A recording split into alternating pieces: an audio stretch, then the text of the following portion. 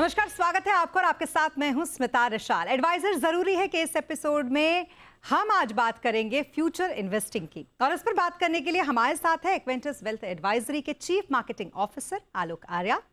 साथ ही इस वक्त हमारे साथ हैं chief investment officer Jaspreet Singh Arora, और साथ ही चीफ ऑपरेशन और कंप्लायंस ऑफिसर राकेश गुप्ता भी इस वक्त हमारे साथ हैं। आप तीनों का बहुत स्वागत है हमारे साथ इस वक्त स्टूडियो में, जहां पर हम बात करेंगे फ्यूचर इन्वेस्टिंग की।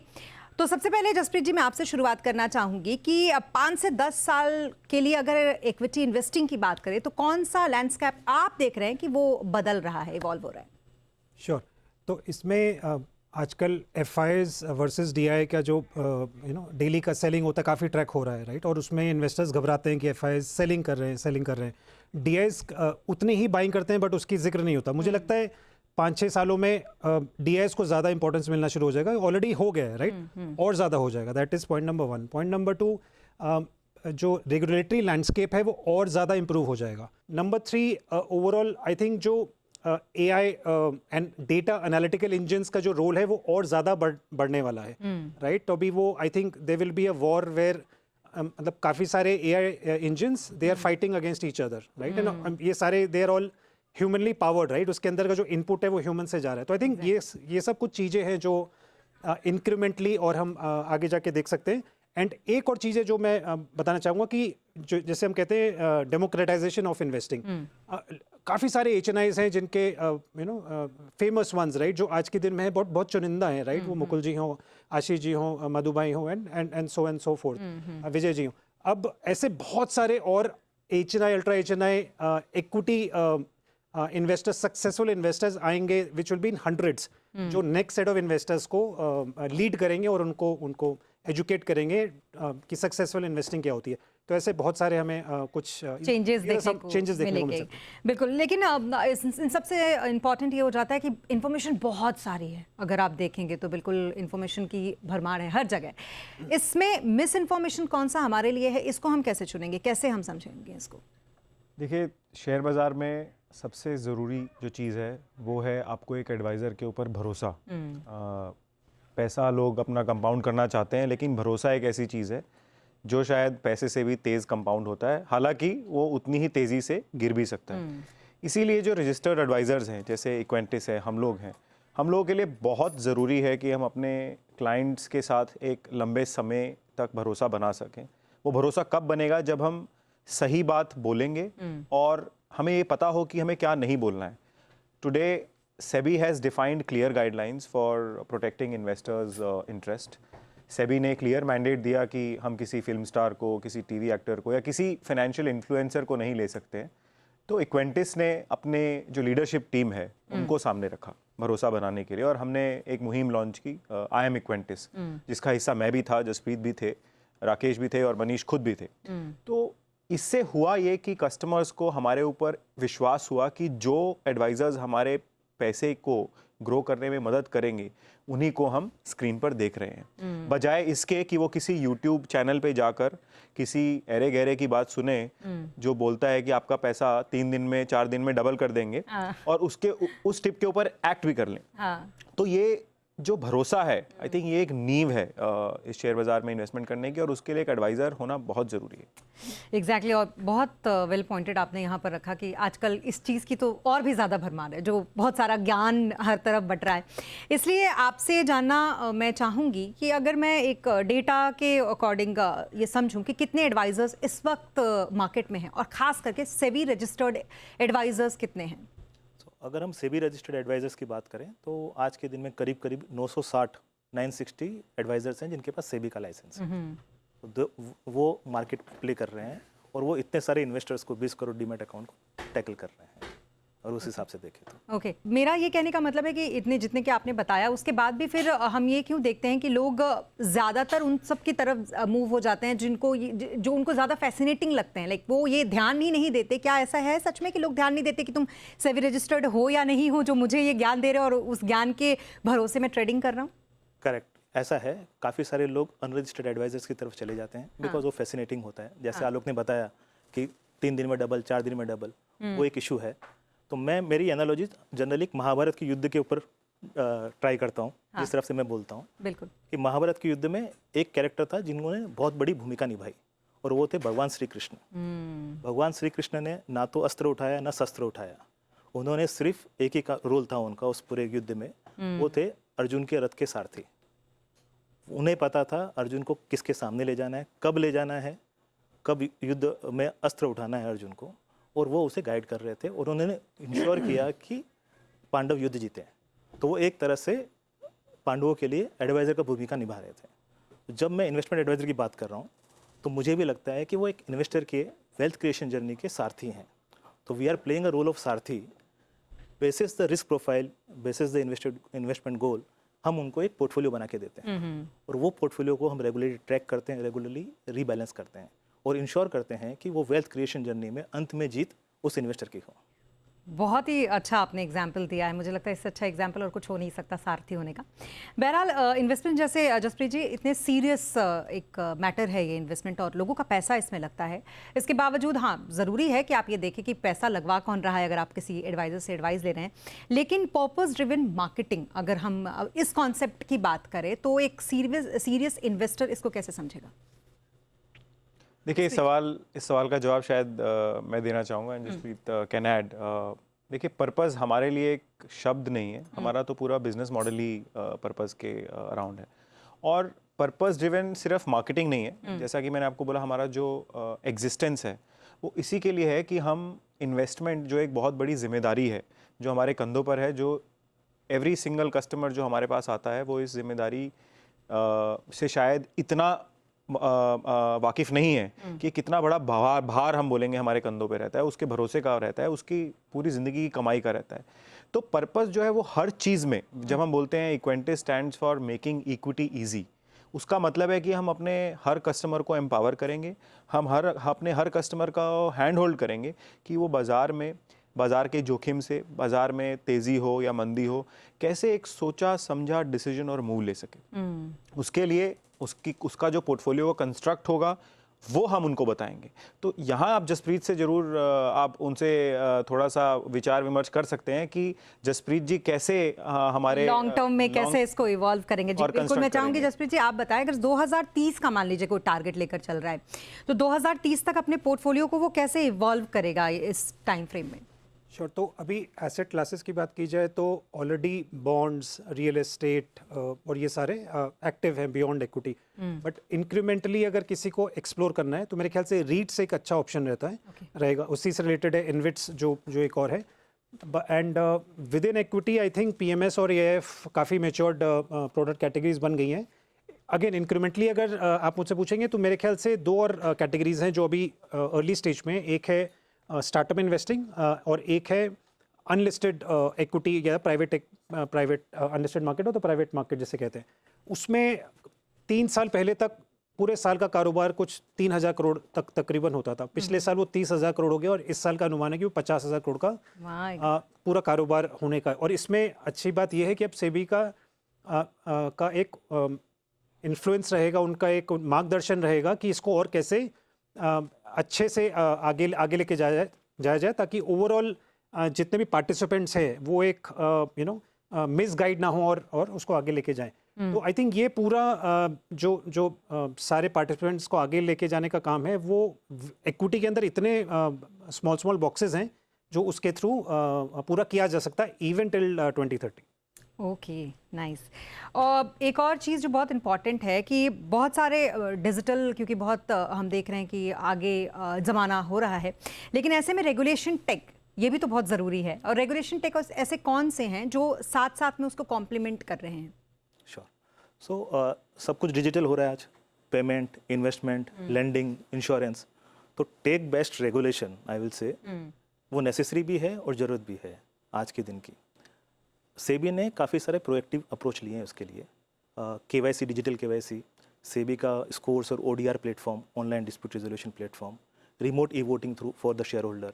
अब ये सब चीज़ें हैं जो ऑलरेडी इन्वेस्टर उसको यूज़ करता है, उसको समझता है। ठीक है, तो मैं स्पेसिफिकली 3 चीज़ें इसमें हाईलाइट करना चाहूँगा जो नई इनोवेशन है एंड हर इन्वेस्टर को पता होनी चाहिए। सबसे पहले सेबी का यूपीआई वैलिड फ्रेमवर्क। अब ये फ्रेमवर्क क्या करता है? तो सेबी ने रजिस्टर्ड और अनरजिस्टर्ड प्लेयर को डिफ्रेंशिएट करने के लिए एक बहुत ही इनोवेटिव थॉट के साथ इसको लाया। इसमें आपको रजिस्टर्ड प्लेयर को एक यूपीआई आईडी दिया जाता है। अब जैसे एक्विंटस के लिए वो यूपीआई आईडी क्या है कि equintus.ia@valid एंड देन बैंक का नाम। इसका मतलब ये हुआ कि अगर कोई इन्वेस्टर पेमेंट कर रहा है मुझे, तो उसे पता है कि मैं एक्विंटस को पेमेंट कर रहा हूँ। IA डिनोट्स इन्वेस्टमेंट एडवाइज़र, तो आप इन्वेस्टमेंट एडवाइज़र के हैसियत से मुझे पेमेंट कर रहे हो और सेबी ने ऑलरेडी उसको वैलिड किया हुआ है। तो अब ये चांस कम है कि कोई भी इन्वेस्टर किसी अनरजिस्टर्ड प्लेयर को पैसा ट्रांसफर करे, जो अब तक सबसे बड़ा चैलेंज रहा है। Fake WhatsApp ID, fake Telegram ID, वो चैलेंज दूर करने के लिए सेबी ने इंट्रोड्यूस किया है, which is very good innovative thought. Second, जो सेबी का सबसे बड़ा एक चैलेंज था फिन इन्फ्लुएंसर, इन्वेस्टमेंट गुरुज, बाबास, जो टेलीग्राम पे आ गए, हाँ, जो आके कुछ ना कुछ बोल जाते थे और रिटेल इन्वेस्टर उनको फॉलो करते थे और पैसा उसमें लॉस्ट करते थे। तो सेबी ने ब्यूटीफुली, उनको कंट्रोल करना थोड़ा डिफिकल्ट था, तो सेबी ने ब्यूटीफुली क्या किया, उन्होंने सबसे पहले सेबी रजिस्टर्ड इंटरमीडियरीज को बोला कि यू कैन नॉट पार्टिसिपेट और you can not associate yourself with the unregistered player. तो onus is on us that we can not associate ourself with the unregistered players. बिल्कुल। सेकेंड ब्यूटीफुल थिंग उन्होंने क्या करी, उन्होंने बोला गूगल, मेटा, फेसबुक, इनको जाके बोला कि भाई आप अपने प्लेटफॉर्म पे सिर्फ रजिस्टर्ड प्लेयर का ही एडवर्टाइजमेंट चला सकते हो if it is related to securities market. So last कुछ दिनों से इस चीज़ पे काफ़ी हद तक कंट्रोल आया है। और इसके लिए सेबी ने मैकेनिज्म भी बनाया है कि अगर आपको कहीं पे पता चलता है तो आप रिपोर्ट कर सकते हो वो चीज़ सेबी को, बीएससी को। बिल्कुल। लास्ट 6 महीने में 70,000 से ज़्यादा ऐसे पोस्ट सेबी ने डिलीट करवाए हैं, फेसबुक, इंस्टाग्राम, टेलीग्राम। और ये बहुत अच्छे इनिशिएटिव्स हैं और बहुत ज़रूरी भी थे ये लेने, जिस तरीके से टेक ड्रिवन हमारी पूरी सोसाइटी होती जा रही है, उसको देखते हुए। अब आलोक, आपसे मैं एक बड़ा इंपॉर्टेंट ये हो जाता है कि लोगों के बड़े सपने होते हैं। अब बड़े सपने हैं तो रिस्पॉन्सिबल होके एक रिस्पॉन्सिबल कम्युनिकेशन और बड़े सपने, इसमें बैलेंस कैसे बनाएं? देखिए, बाज़ार में अगर किसी कस्टमर का आप सपना पूछने जाएंगे तो सिर्फ एक ही आवाज़ आएगी, रिटर्न, कि मेरे को कितना रिटर्न मिला। अब उसमें बहुत बड़ी जिम्मेदारी है कि सेबी रजिस्टर्ड एडवाइज़र होने के तहत हम अपने कस्टमर्स को क्या कम्युनिकेशन दे रहे हैं या क्या मैसेज दे रहे हैं। तो सबसे ज़्यादा ज़रूरी बात इसमें यह है कि जो सेबी ने एक कंप्लायंट स्ट्रक्चर डिफ़ाइन किया है, हम उसके तहत अपनी कम्युनिकेशन दें। मैं अपने दर्शकों को बताना चाहूँगा कि इक्वेंटिस शायद एक ऐसा इन्वेस्टमेंट एडवाइज़र है इंडिया में जो 100% कंप्लायंट रहने की हमेशा कोशिश करता है। हमारा एक भी कम्युनिकेशन ऐसा नहीं होता जिसके 3 लेयर चेकिंग नहीं होती। एक तो हमारे पास डूज एंड डोंट्स लिस्ट है, जैसे राकेश ने बताया कि उन्होंने एक फ्रेमवर्क डिफाइन किया है। सेकंड, हमारी इंटरनल टीम के चेक करने के बाद वो अप्रूवल के लिए जाता है सेबी के पास, जिसमें सेबी बीएससी उस पर जो है एक अप्रूवल देके उसमें एडवर्टाइजिंग नंबर डालते हैं। तो जो भी मैसेज आप देख रहे हैं किसी भी बड़ी स्क्रीन पे, चाहे वो यूट्यूब हो, चाहे वो फेसबुक हो, चाहे वो इंस्टाग्राम हो, इन्वेस्टर्स को हमेशा सचेत रहना है कि उसमें ये ज़रूर देखें कि वो एक सेबी रजिस्टर्ड एडवाइज़र के ऑफिस से ही आया है और उसमें एक एडवर्टाइजिंग अप्रूवल नंबर है। उससे क्या होगा कि वो जो सपने देख रहे हैं वो सपने शायद हकीकत में भी बदलने का उनकी संभावना रहेगी। वरना आज के टाइम में अगर आप देखेंगे, हमारा जो सबसे बड़ा, मैं कंपटीशन नहीं बोलूँगा, लेकिन जो डर है वो है ये यूट्यूब पे जो फाइनेंशियल इन्फ्लुएंसर हैं या फिर इंस्टाग्राम पे फाइनेंशियल इन्फ्लुएंसर हैं जो आपको बोलते हैं कि आज आप 1 लाख लगाइए, कल 5 लाख हो जाएंगे। और लालच स्वाभाविक है, जो मंदी में, तेजी में लालच स्वाभाविक है। मार्केट फेयर एंड ग्रीड पे ही चलता है। मार्केट फेयर ग्रीड पे चलता है। जो नए नए इन्वेस्टर हैं जिन्होंने साइकिल नहीं देखी है बाजार की, वो उस लालच के भाव में फंस जाते हैं और बोलते हैं चलो थोड़ा लगा के देखते हैं। अब वो थोड़ा थोड़ा करके 20 करोड़ डीमैट अकाउंट है, बैलेंस बनाना बहुत जरूरी है। जी। बिल्कुल। और यहाँ रुकेंगे एक छोटे से ब्रेक के लिए, जल्द होंगे हाजिर, आप बने रहे हमारे साथ।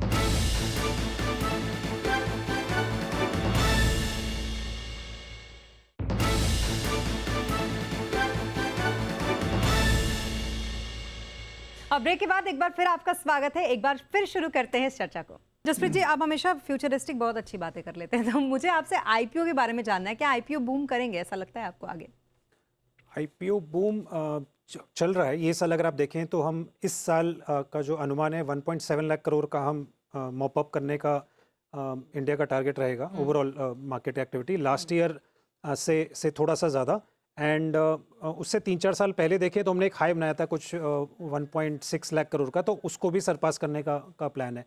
तो ओवरऑल एक्टिविटी के हिसाब से फ्रेंजी काफ़ी रहने वाली है। हमारा एक ही सुझाव रहेगा, प्लीज़ हर आईपीओ को थोड़ा एडवाइज़र से आप ज़रूर कंसल्ट करें एंड कोशिश करें आफ्टर द आईपीओ उसको जब एक बार थोड़ा सा लिस्टिंग हो जाए, ठंडा पड़ जाए एंड रिजल्ट्स आ जाए, देन इवैल्यूएट, उसमें रिटर्न्स के जो प्रोबेबिलिटी है काफ़ी बढ़ जाती है। बिल्कुल, और इतनी सारी बातें कर ली तो मुझे लगता है कि सबसे ज़रूरी बात है फाइनेंशियल फ्रॉड की, वो भी कर लेनी चाहिए। पैसे कमाओ लेकिन वो फ्रॉड भी बैठे हुए हैं जो आपके साथ फाइनेंशियल फ्रॉड करते हैं, उसको रोकने के लिए कुछ ऐसे कदम जो सेबी ने उठाए हों या लोगों को जानना ज़रूरी हो। श्योर। सो फाइनेंशियल फ्रॉड हमेशा से सेबी के लिए और पूरे फाइनेंशियल मार्केट के लिए एक बड़ी चिंता का विषय रहा है। सबसे बड़ा इम्पैक्ट क्या होता है फाइनेंशियल फ्रॉड का?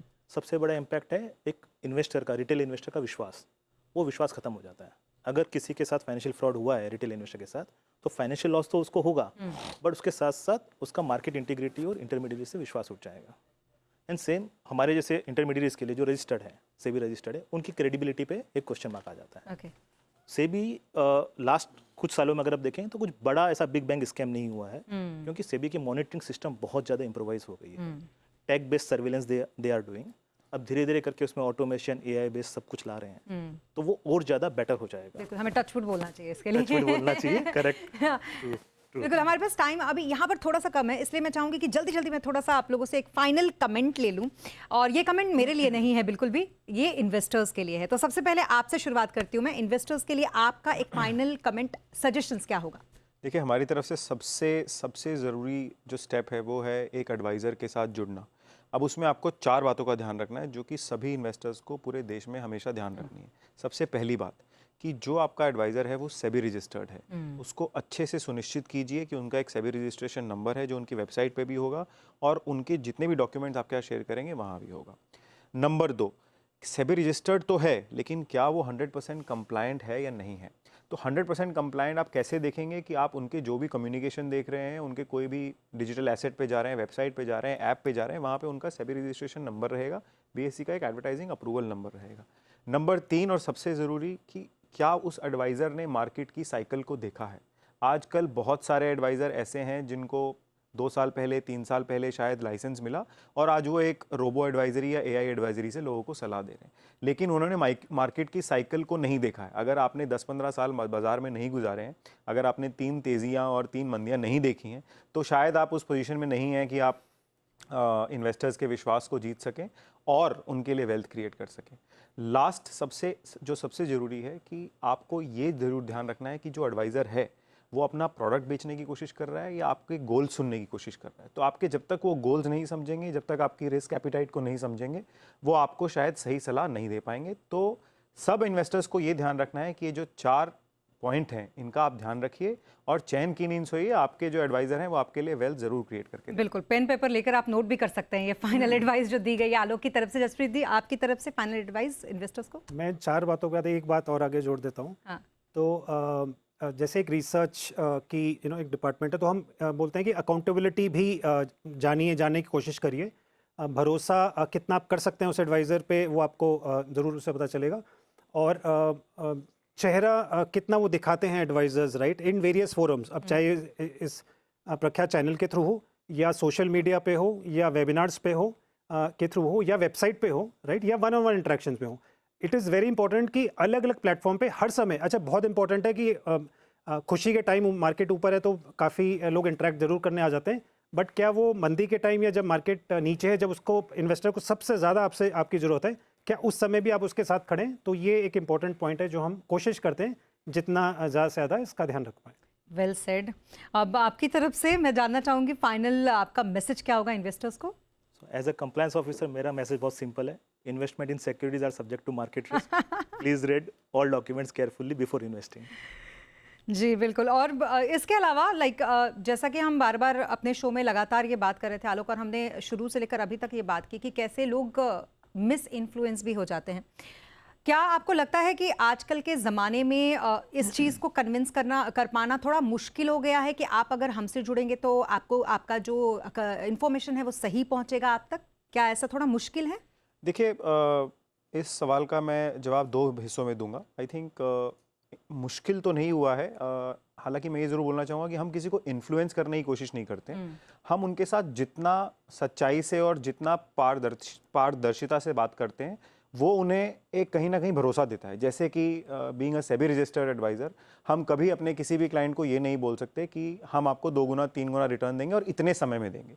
आई थिंक एक वो बहुत डिफरेंशिएटिंग पॉइंट है जो किसी भी क्लाइंट को बहुत कॉन्फिडेंस देता है कि इसके लिए शायद उनको इन्फ्लुएंस होने की ज़रूरत नहीं है। अगर हम उनको सही सलाह दे रहे हैं कि आप ऑप्शंस ट्रेडिंग और फ्यूचर ट्रेडिंग से बचिए, जो कि सेबी भी, अगर आप अपनी ब्रोकिंग ऐप खोलेंगे, सबसे पहले बड़ा स्क्रीन पे दिखाता है कि 10 में से 9 इन्वेस्टर जो है वो अपना पैसा गंवाते हैं। और हम वही बात जब अपने कस्टमर को सामने से बताते हैं कि हम शायद ऑप्शन ट्रेडिंग के लिए, फ्यूचर ट्रेडिंग के लिए नहीं है, अगर आपकी एक्सपेक्टेशन है कि हम आपके पैसे को 2 गुना 3 गुना बहुत जल्दी कर देंगे तो शायद हम आपके लिए ठीक नहीं है। तो हमारी सलाह बहुत ही एक आप समझिए विनती होती है हमारे कस्टमर से कि आप चाहे इक्विटीज के साथ जुड़े या किसी और सेबी रजिस्टर्ड इन्वेस्टमेंट एडवाइजर के साथ जुड़े, लेकिन अपने हार्ड अर्नड मनी का ध्यान रखिए और इंश्योर कीजिए कि आपकी जो वेल्थ है वो लॉन्ग टर्म में कैसे क्रिएट होगी, आपके गोल समझ के और आपकी रिस्क एपिटाइट समझ के। बिल्कुल, और कोई भी शॉर्टकट नहीं है। बिल्कुल, और मुझे लगता है कि आज ये लोगों को जरूर ये बात समझ में आई होगी कि फ्यूचर इन्वेस्टिंग आखिरकार होती क्या है और कौन कौन सी वो बातें हैं जिसका ध्यान आपको रखना बहुत ही ज्यादा जरूरी है। थैंक यू सो मच, इतना वंडरफुल पैनल और बहुत अच्छा डिस्कशन आज हमने हर तरीके से जाना, सेबी की सिक्योरिटी से भी जाना, साथ में हमने ये भी जाना कि लॉन्ग टर्म में कैसे एक अच्छा वेल्थ क्रिएशन कर सकते हैं, फ्यूचरिस्टिक गोल आपके क्या हो सकते हैं, और आपसे बहुत सारी और अच्छी बातें हमें जानने को मिली कि मिसकम्युनिकेशन से कैसे बचना है। तो इस एपिसोड में एडवाइजर जरूरी है कि इस एपिसोड में अभी के लिए बस इतना ही, जहां हमने जाना कि एडवाइजर होने से आपको कितना सारा फायदा हो सकता है, और इस साथ में ये भी जाना कि एक एडवाइजर कैसे आपके लिए वेल्थ क्रिएशन का एक बड़ा कैटलिस्ट बन सकता है। इसी के साथ इस शो में अभी के लिए बस इतना ही। आप बने रहें जी बिजनेस के साथ। नमस्कार।